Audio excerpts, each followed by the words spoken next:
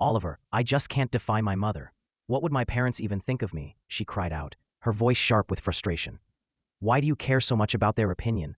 Oliver shot back. You're a grown woman. You've been living your own life for years now. Exchanges like this had become routine in their home.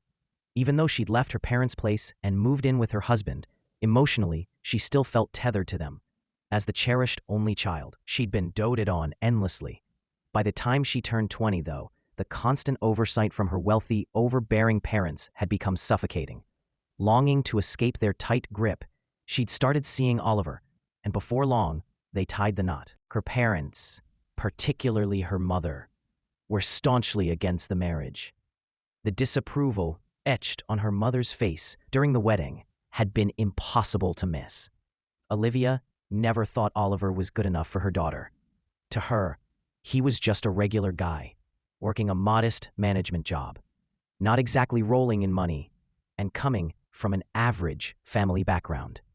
Even the fact that he owned a place didn't earn him any points. A 2-bedroom apartment, tucked away in a far-flung suburb, not her idea of a worthy home. In Olivia's eyes, her daughter deserved something far grander, a lifestyle more polished and upscale. 5 years had quietly crept by since the wedding, and their anniversary was just around the corner. But life, as it tends to, took an unexpected swerve. One morning, Oliver made a last-minute decision to leave his car behind and grab a taxi to the office. He had plans to hit a bar with some coworkers after his shift. Just a few drinks to unwind. Figuring be reckless to drive afterward, he played it safe and got a ride. He made it back home earlier than she probably expected. She was curled up in the living room, eyes on the TV. The moment she heard the door open, she clicked it off and muttered something about heading to bed. A set of bedding was already laid out on the couch. A silent but clear message. I don't want to breathe the same air as you tonight. She snapped, without even turning around. Oliver froze. The coldness in her voice hit like a slap. She had never spoken to him that way before. His gut told him exactly where this was coming from. Her mother, again, whispering in her ear, planting doubts, stirring up resentment. He'd kept quiet about it for so long, biting his tongue through years of subtle digs and not-so-subtle manipulations. But now, it was all spilling out, her mother's influence seeping into every crack of their marriage. And the cracks, it seemed, were beginning to widen. Oliver had finally reached his breaking point.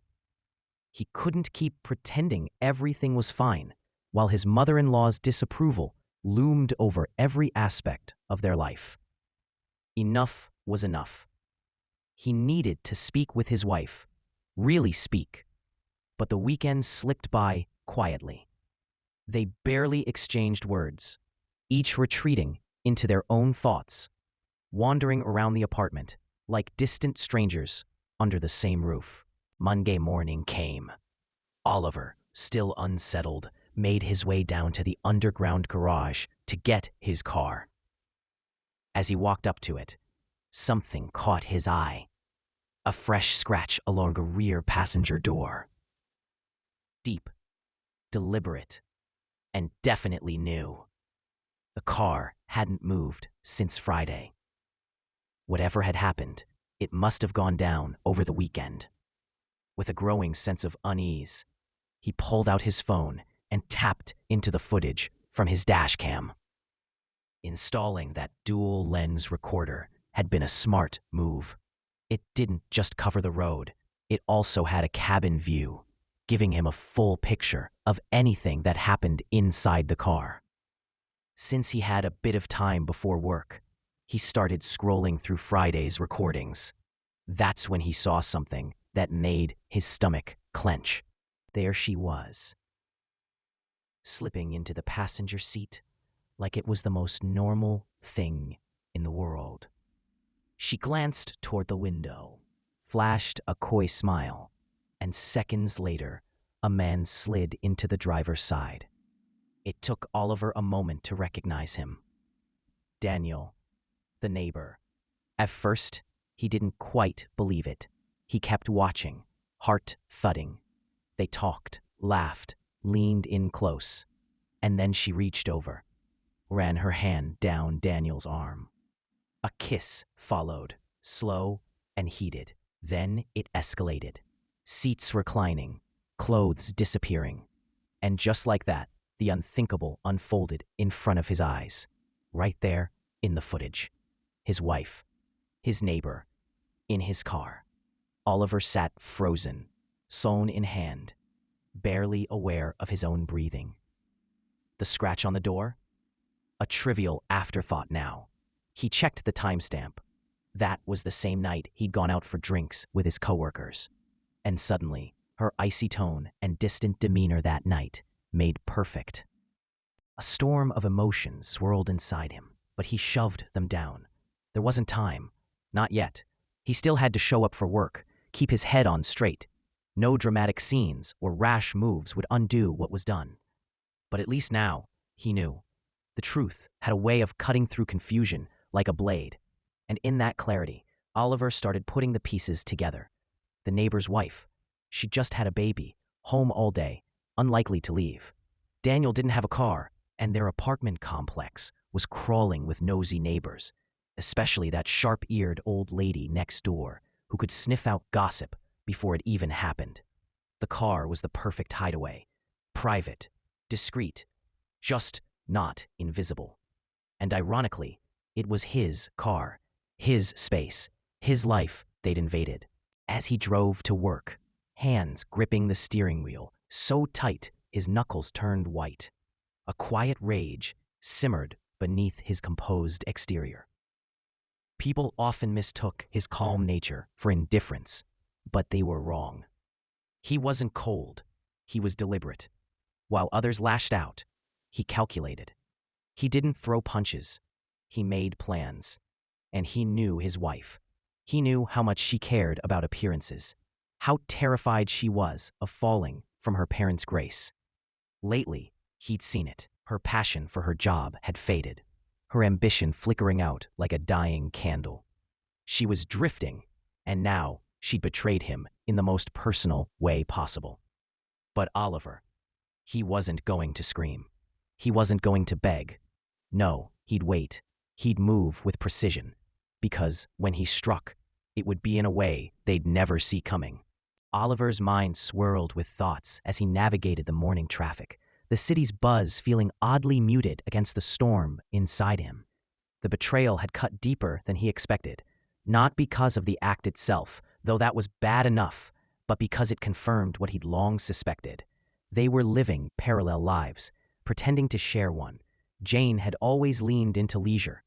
Lavish vacations, new collections from luxury brands, brunches, spa days. She was drawn to beauty and comfort, like a moth to light. Their shared finances couldn't stretch to keep up with her whims, but her parents often filled the gaps, generously, proudly. She, in turn, made sure to impress them, eager not to fall from their pedestal. Oliver knew that desire all too well. She craved their approval like air. That's what gave him the idea. What if, instead of confronting her behind closed doors, he let the truth reveal itself in the light she feared most, in front of her parents? It was a calculated move, and Oliver didn't waste time. He called his father-in-law to propose a small anniversary celebration. The man responded warmly, almost touched by the gesture. The mother-in-law, however, remained icy, her disapproval barely veiled during a brief, polite exchange with Oliver's own parents. No surprise there. He clarified that the evening would be low-key, just dinner at a local cafe and a bit of time together. Nothing extravagant, nothing that could be criticized for lacking class or warmth. A family evening. That's how he sold it. Jane took care of the food with surprising energy. She made a few homemade dishes, ordered the rest, arranged everything with care. She even lit candles and cleaned more thoroughly than usual. Perhaps she wanted to play the doting wife. Perhaps she knew something was off. Or maybe she simply loved putting on a performance. When Olivia, her mother, arrived with her husband in tow, she immediately wrinkled her nose at the apartment's modest decor, her discontent palpable. She didn't even try to hide it. though she offered a perfunctory kiss to her daughter and a nod to Oliver. Still, she stayed. That was enough. Once everyone had settled, wine poured, plates filled, Oliver rose from his chair. Calmly, "I have a little surprise," he announced. "A small gift. Jane, I thought you and our families might enjoy it." He gestured toward the screen, and with a few taps, the video began. At first, it was all warmth and nostalgia. Photos of the couple smiling, dancing, embracing on beaches, in ski resorts, on city streets lit by holiday lights. Jane smiled, genuinely delighted, clapping her hands and leaning into her mother. Even Olivia seemed to soften, her features relaxing for once. But then, the shift. The screen faded to black for a beat. Then the grainy, cabin view footage flickered on. The laughter at the table died. There they were, Jane and Daniel, sitting in Oliver's car, smiling, laughing, touching. The kiss, the fumbling, the betrayal playing out frame by frame, uncensored. Then she began to crumble. Oliver let the silence linger before speaking. "Thank you for your attention," he said, voice steady. "By the way, that's Daniel. He's married. Has a newborn, actually. You can take your treasure home now," he added coolly. "Or if you prefer, I hear some brothels are still hiring. Perhaps she'll meet someone suitable there." Jane sobbed. She reached out toward him, pleading through tears, but Oliver didn't flinch. Olivia stood abruptly, grabbed her purse like a weapon, and made for the door without a word. Her husband followed, but not before casting one long, bitter look at Jane. His disappointment so thick, it hung in the air like smoke. Oliver turned to Jane. She was broken, babbling apologies, clutching at any thread of dignity left. He offered no comfort, just took her hand, led her to the door, and gently closed it behind her. And then, silence. Alone again, he sank into the couch. The tension unwound slowly from his body, replaced by a creeping warmth. Not joy exactly, but a quiet sense of justice. Revenge. He looked around the apartment, still dimly lit, half-cleared dishes on the table, a faint scent of candles in the air. It felt strangely peaceful. Perhaps this was how it was always meant to end. She wouldn't have made a good mother, he thought. She was too self-absorbed, too reckless. The betrayal just confirmed what his gut had whispered all along. Now, at least, the illusion was shattered, and he was free. Truly free to start again, without lies, without masks. And this time, he will start from scratch.